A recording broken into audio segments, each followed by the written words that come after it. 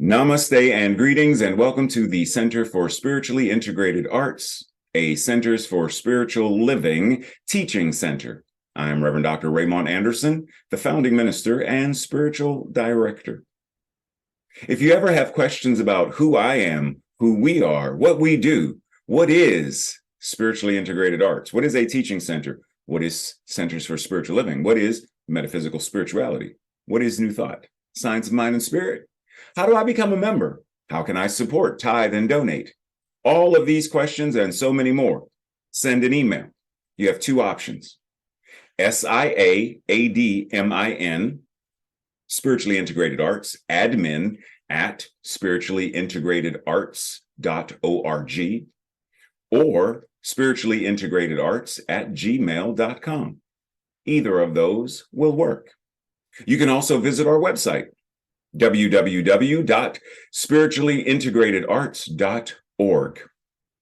Now, you may be wondering, where else can I find and follow? There are several other social media platforms that you can also subscribe and follow. Facebook, Instagram, Twitter, and our YouTube channel, where you can also find all of our Sunday messages and more. I look forward to hearing from you soon. I look forward to you being a part of this beloved community. Because we are a virtual community, it doesn't matter where in the world you are. This can also be your spiritual community, because you can have more than one. Anywhere that you feel supported, anywhere you are spiritually fed is home, is community, is relationship. So I look forward to dialoguing more, conversing more, getting to know you. Much love and appreciation. Live long and prosper. Chat with you soon. Take care.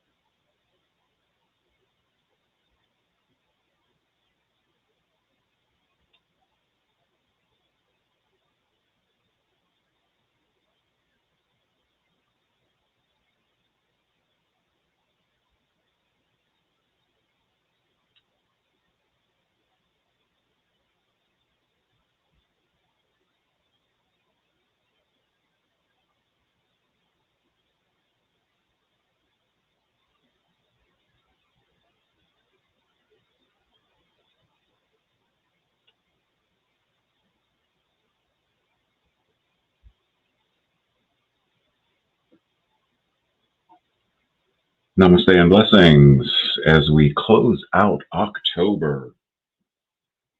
Once again, we enter into the space of playing with paradox. And while we have sort of touched on the idea of both and versus either or as a state of operating within the paradox, today we are specifically talking about the genius of the and.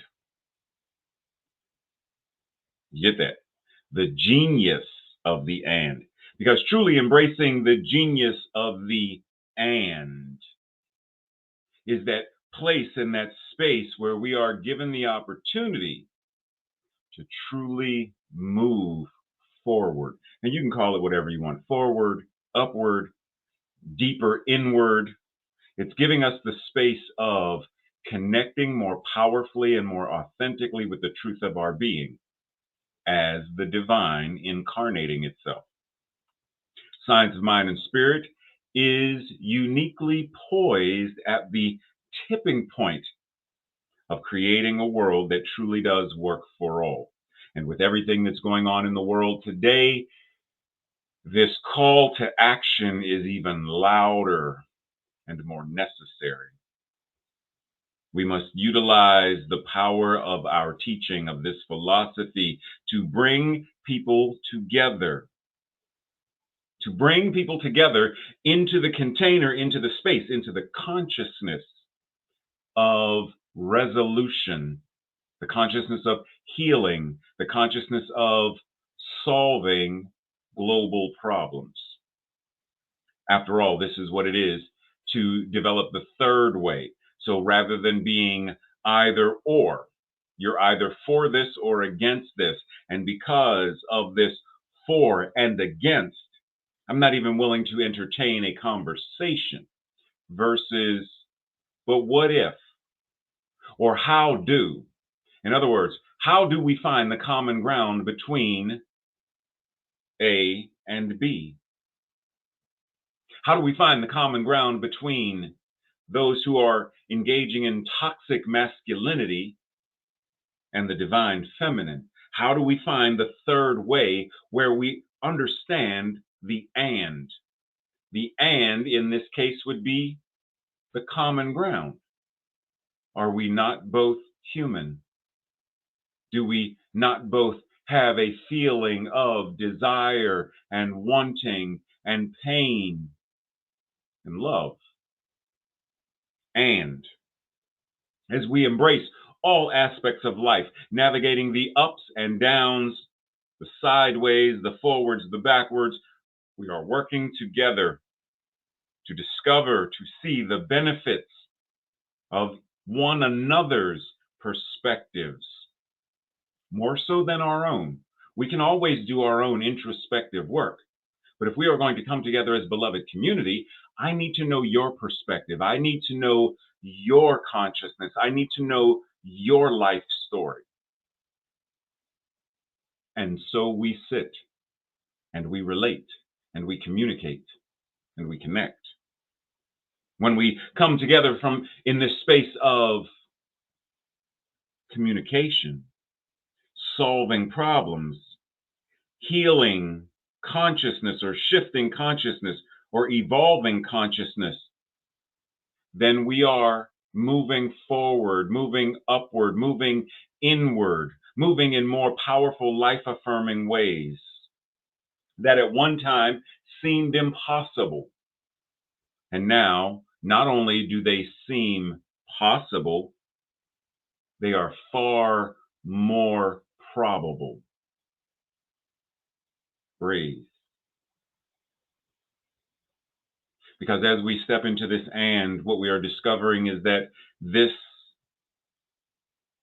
area of thought, this paradigm, this consciousness is actually the right and perfect next step in our own individual and collective spiritual evolution. Breathe. Words. We use words quite often. We use words with ourselves. We talk to ourselves. When we are talking to others, we're using words. We are communicating. And oftentimes, the words we use are creating blocks between relationship. They're creating these vast chasms of distance where there is no bridge to connect. There are those who say what is secular is better because religious or religion has destroyed far so much. There are those who say they are not religious, but they are spiritual. There are those who say whatever religion you are involved in, it's actually a cult. There are those who refer to what we do, science of mind and spirit, as a cult. There are those who say that the separation of church and state is what it's supposed to be because it prevents, it prohibits the blending of ideologies of us versus them. It gives everyone the ability to practice whatever they want to practice or to not practice anything at all.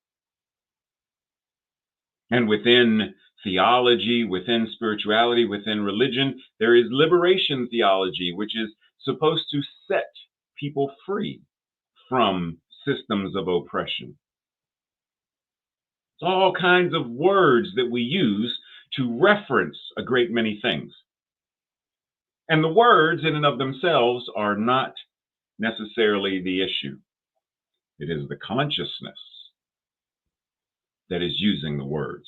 For example, Adolf said that secular schools can never be tolerated because such a school has no religious instruction and a general moral instruction without a religious foundation, because that is built on air.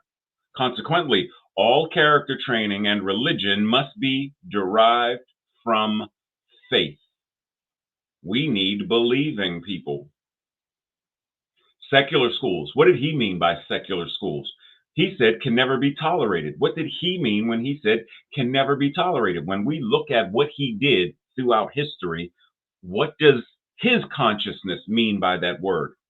He said because such a school has no religious instruction.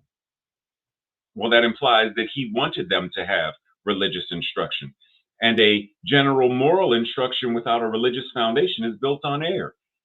He didn't want such a foundation of instruction that was absent of religious instruction.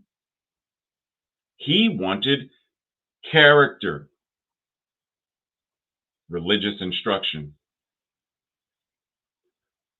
obedience, religious instruction, dogma, religious instruction, etc.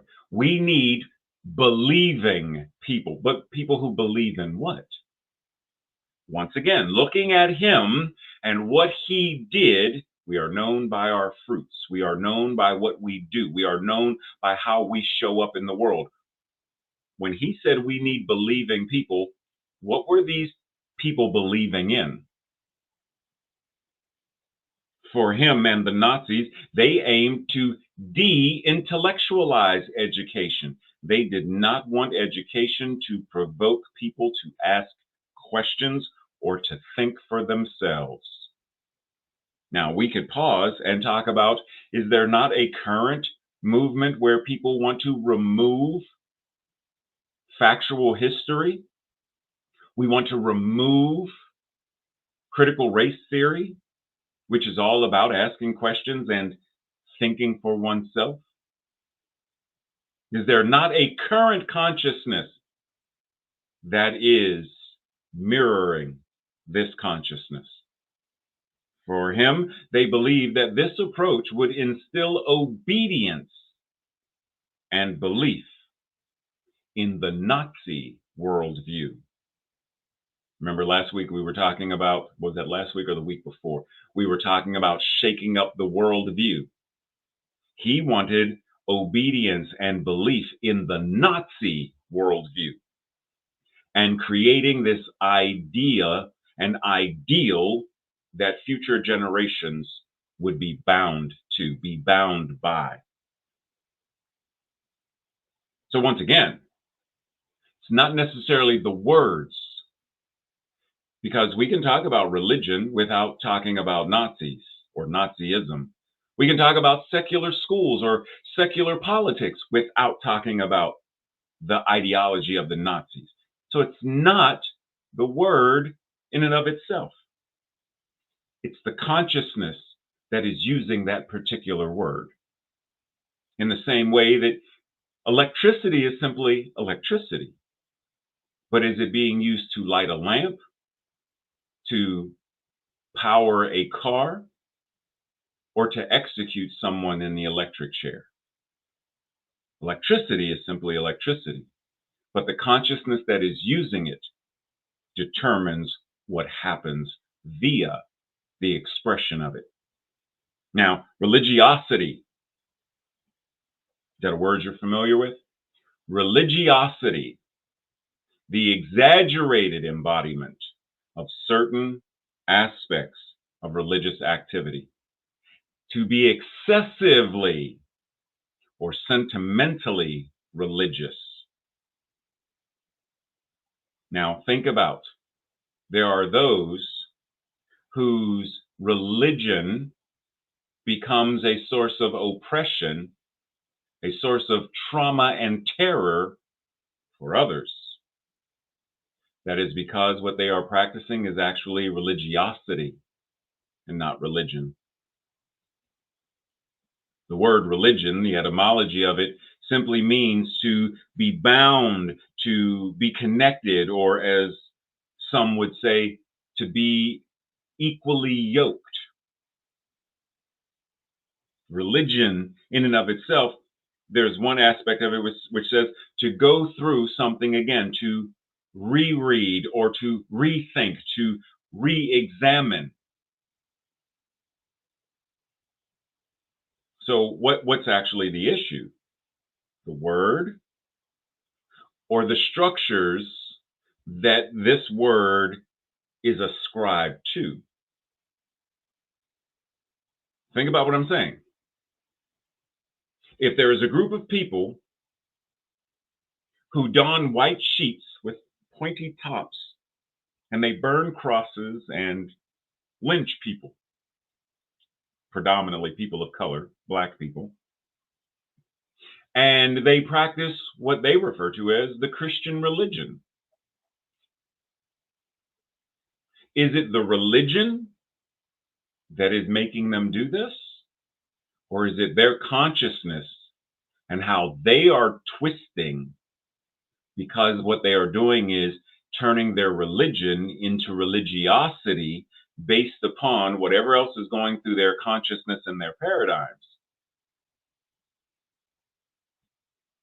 Because we could ask, well, where in the Christian text, the Bible, does it specifically or overtly say that one should put on a sheet, burn a cross, and lynch people of color? It doesn't. But one's religiosity that turns into the cult of Christianity very easily can. See, it's not difficult for any belief system to become a source of obsession, oppression, dogmatic. Any of the words can be used to label, because once again, as Shakespeare said, a rose by any other name would smell as sweet. So it's not the name per se that is the most significant thing. It is the essence that is back of it, or the essence as it is expressed. Because we can become obsessed with politics and make politics our source of religiosity. Politics can become a cult. Parenting can become a cult. I know many parents who are cult leaders in the manner in which they are parenting their children. Do as I say, not as I do. Children are meant to be seen, not heard. It's the year 2023, and I know parents who parent that way, that their children are their loyal subjects out of obligation, not love. Anything Marvel Comics can become an obsession, a cult. Because there are many people on YouTube and social media who not only argue about various movies, DC, Marvel, Flash, who should have been the Flash, which Flash was best. They argue about the X-Men. They argue about WandaVision. They argue about Kang and the Kang Dynasty. They argue. And not just do they argue, because good debate, critical discussion is fine, but they get personal and they insult, and some of them even make threats against other people's lives. How is that not a cult, an obsession, religiosity? Now, as Doug would say, squirrel, let us go on a slight tangent for a moment. What words or concepts cause you to feel uncomfortable?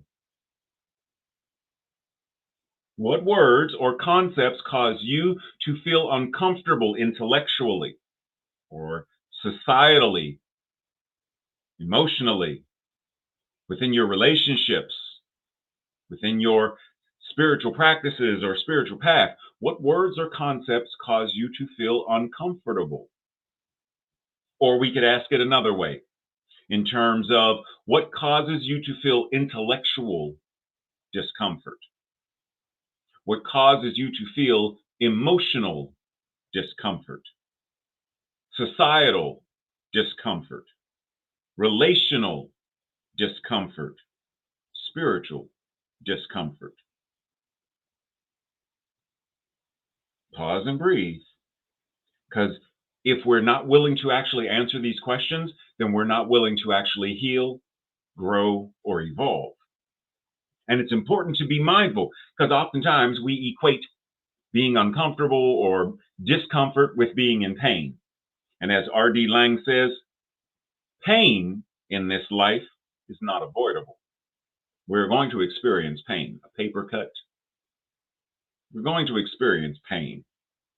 But the pain, right? But the pain we create avoiding pain, that is avoidable. Let's say that again. Pain in this life is not avoidable, but the pain, in other words, the discomfort and the suffering that we create by trying to avoid discomfort and suffering, that is avoidable. So once again, what causes you pain or discomfort? We use phrases. I'm sure many of us, if not all of us, are familiar with the phrase, no pain, no gain. Okay. And then we have suffering is not for nothing. Okay, I hear you. I hear you, Elizabeth. And yet, did you know that it is said in religiosity of Christianity, it is often through the deepest suffering that God teaches his people the deepest lessons. How many of us have heard some version of that? It is often through the suffering that we learn the lesson and therefore evolve and grow. We make suffering out to be a necessary thing, but it's not. We do not need to suffer to learn or to grow. Now, but why do we teach this? Why do we practice this? Because it's rooted in the consciousness of colonization. Colonization has convinced us and indoctrinated us to believe that suffering is not only good, but that it's necessary. Take that in, because even within New Thought, we promote this paradigm. And this paradigm is actually old New Thought that is rooted in the consciousness of colonization. Liberation theology does not teach that suffering is necessary. Breathe. Because suffering is not necessary. We don't need to suffer in order to learn, in order to grow. Okay? So we're back on track. Squirrel has left. We are back in the building. Okay. The genius of the and. Ernest Holmes says, there is no stagnation in spirit, nor should there be any in our idea of spirituality.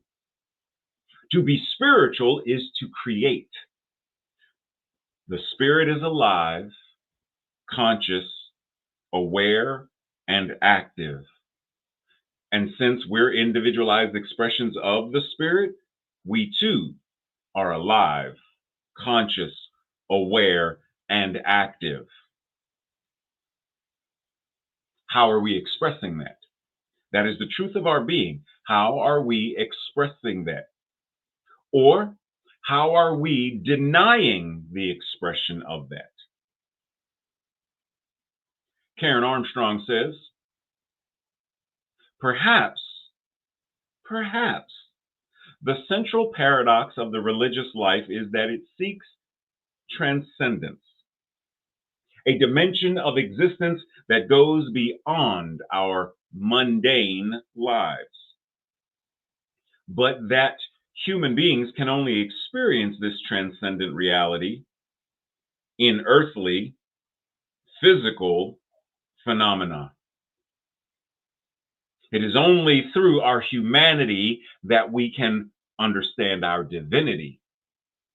But why?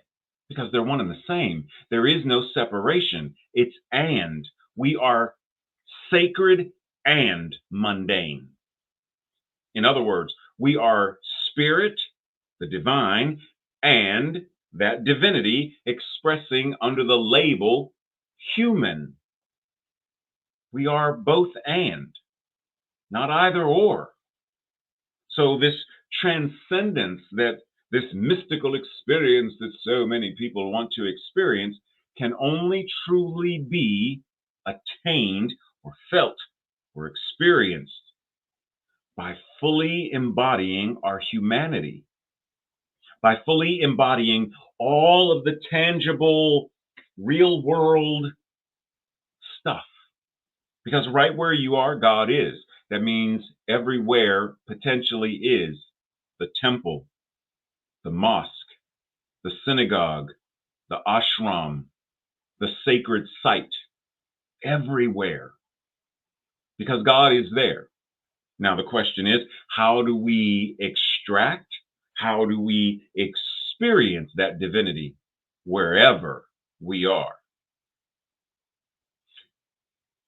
Speaking the truths of science of mind and spirit. Right? This is how do we do this in regular, everyday layman's terms? When Karen Armstrong says it must be in the earthly, the worldly, the human experience, not as a separate thing that is sacred, holy, and divine, but the and. So, how do we speak the truths of science of mind and spirit right here, where we are, in regular, everyday layman's terms? What's the benefit of doing that? The benefit of doing that is we understand that wherever we are, whatever we do, in all of the areas in which we show up, we have the opportunity to bring the terms, the truths of science of mind and spirit to these places. We bring it to all places of education, to the legal system, to the military, healthcare, everywhere. We bring these truths everywhere we as humans exist, everywhere we as humans travel, everywhere we as humans relate, everywhere that we as humans show up. What changes when we do that? Dr. Holmes says a true healing is the revealing of truth. A true healing. So when we speak the truths of science of mind and spirit in the courtroom, in the prison system, in the healthcare system, what we are doing is offering true healing because we are revealing the truth. We are revealing the truth in all of these spaces. A true healing. There is nothing that needs to be healed, only truth to be revealed. So now, when we are talking, when we are speaking, when we are conversing and conveying the truths of science of mind and spirit, it's important to realize that there are some people who are not going to hear the jargon They're not going to resonate with the jargon. They are not going to, they're not going to want to hear it. So the question becomes, can you talk about God without talking about God? Can you talk about living a spiritual life without talking about spirituality? Yes. Talking about love is talking about God without using the word God. I'm talking about love, and God and love are one and the same. As, pause for a second, his name just, Frank Lloyd Wright said, "Oh, I believe in God, but I spell it Nature. I believe in God, but I spell it nature." So when he talks about nature, he's talking about God. So yes, we can talk about these spiritual truths without using jargon. And in so doing, we are able to reach far more people with true healing. Dr. Holmes says, "Life is for us today. There will be no change for tomorrow unless we do the changing today. Today, we are setting in motion the power of tomorrow. Today is God's day, and we must extract from it. What of life we are to live. We choose by our own consciousness. God is all there is, but what do we extract and what do we enact? What do we do? How do we bring this into and out of, into expression and express it outwardly? How do we do this? And focusing on what was, remember the good old days, nostalgia. Oh man, that's not going to create a world that works for all. Because that world back in the 70s, 60s, 40s worked for certain people, not everyone. Depending on what era, it didn't work for Black people. Depending on what era, it didn't work for the Chinese. Depending on what era, it didn't work for the Irish. Depending on what era, it didn't work for women. So what era are we talking about where everyone was a part of the beloved community? Then we didn't. We can change that now, moving forward, by enacting, by extracting a true healing now, moving forward. Today, setting into motion what tomorrow will be. Today, setting into motion what the next era or the next generation will have and experience. We do that today. Whether it's regarding the climate and nature, whether it's regarding toxic patriarchy and the divine feminine, whether it's whatever it's regarding, we get to do that today by changing our consciousness, by aligning with truth, by practicing principle today. Breathe.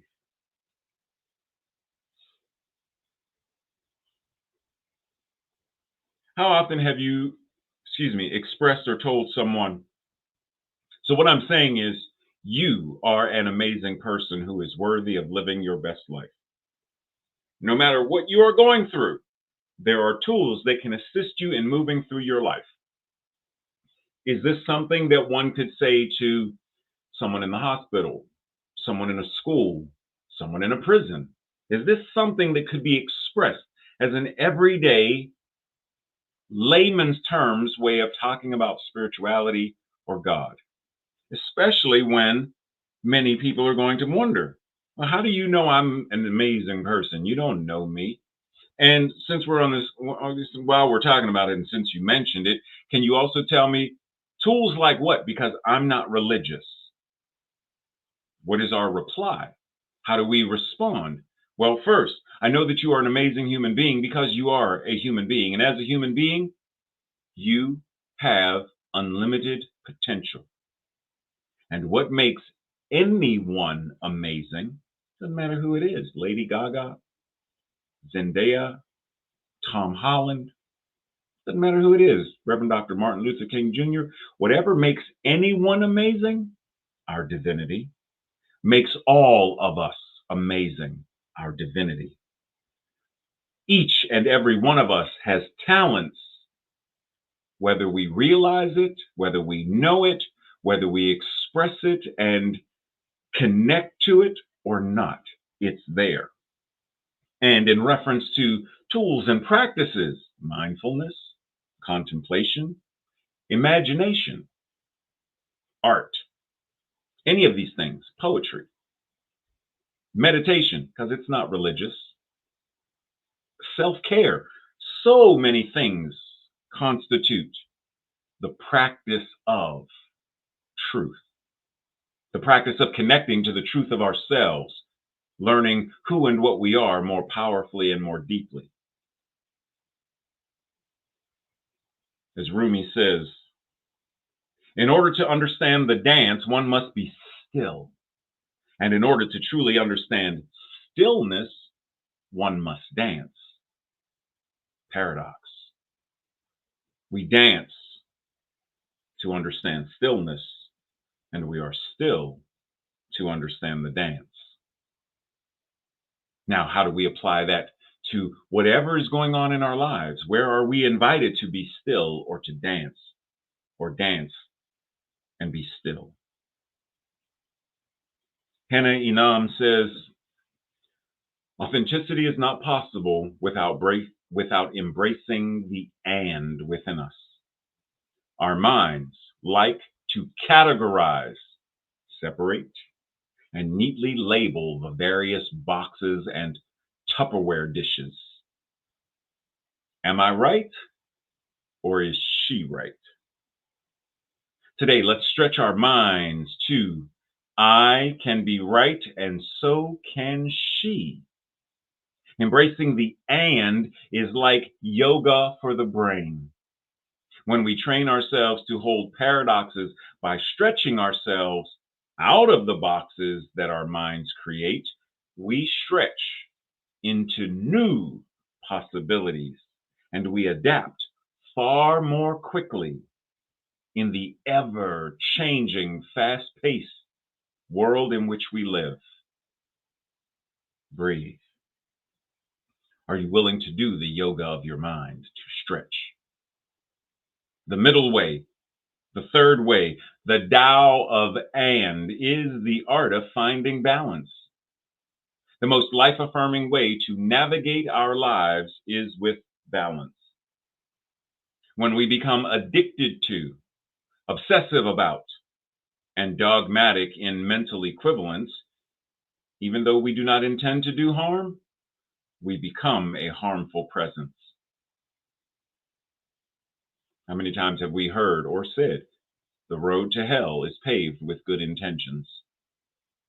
Balance doesn't even vilify those who are out of balance, but rather our balance seeks to assist others in uncovering, discovering, and recovering their own innate divine balance. Our balance liberates and heals. Breathe. This week's affirmation declaration, I will say it first, and if it resonates with you, say it with me on the second go round. I use my genius to find the potential and possibilities ever available to me. Together. I use my genius to find the potential and possibilities ever available to me. And so it is. This week's journal questions or questions for the Thursday night discussion group. What words or concepts are you challenged by? Words such as religion, God, church, evil, war. What about them is challenging for you? And what is your baggage around the word? Number two, where do you find it easiest and where do you find it the hardest to be in the third way, or that balance point of and? Where is it the easiest for you to and? Where is it harder or the hardest for you to and? Number three, what challenges in your life are you most passionate about solving? Okay, what about challenges in your community that you're passionate about solving? Challenges in your country, challenges in the world. What challenges in your life, your community, your country, your world are you most passionate about solving? And lastly, what would you like to see our community as a CSL, as a new thought community, a beloved community? What would you like to see our community do to usher in a world that works for everyone? And what is your role in this process? Breathe. As we go to that space of prayer, anchoring into the infinite and all that is, knowing that what it is we are. We are the very expression of the and. I am Ray and the divine, both and. The genius of my and is that Ray is a divine expression of the one. And what is true for me is true for everyone watching. The genius of the and is knowing that we are the absolute, the numinous, the divine, and the absolute, the numinous, the divine, and we are it in expression. We are the divine, God, the universe, source, expressing itself in, through, and as us right here and right now. And so we come together in this consciousness, as this consciousness, from this consciousness, to shift and move, to bring true healing to our individual lives, to our relationships, to the places that we go, the library, the school, the hospital, our places of work and employment, our places of pleasure and enjoyment. Wherever it is we go, God is. And we go with that awareness. We bring the energy of, and this grocery store is hallowed ground. I bring my awareness to knowing that when I am in the freezer section simply to buy ice cream, I am there as an emissary of love and joy and power. And there is no simply getting ice cream. There is the divine moving, the divine being moved, the divine purchasing, the divine being purchased, and the divine consuming and being consumed as the ice cream is enjoyed. All of it, all of it, all of it is the divine dance of creation, the divine dance of the one, the divine dance of love and law, the divine dance of God. And that is the dance we are engaged in, always. Whether we are still and quiet, whether we are active and in motion, it's all God all the time. And we choose it consciously and actively. And the law says yes. So we surrender it and allow it to be what it is in gratitude. It is answered prayer. It is done. It is right here and right now, manifesting, demonstrating, being expressed as our experience individually and collectively. Breathe and know that it is so. And so it is. Namaste, much love, greetings, blessings, joy, all of that good stuff. See you later this week, Wednesday and Thursday, and pretty soon it'll be November. Take it easy.